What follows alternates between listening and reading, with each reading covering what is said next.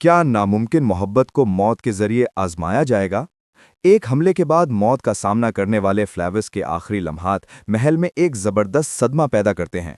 क्या फ्लेविस का अंजाम आ गया है, जिसने अपनी आखिरी सांस में ईमान कबूल किया?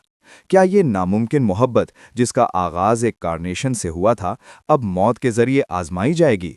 औरहान और फातिमा के दरमियान टूट फूट।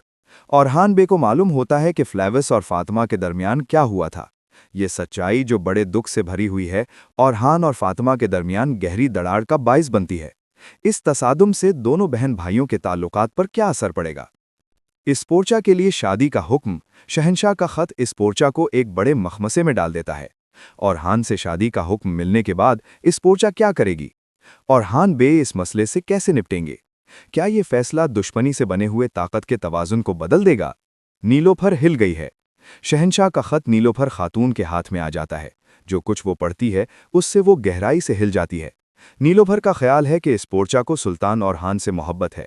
ये सूरत हाल नीलोफर को किस हिकमत अमली की तरफ ले जाएगी?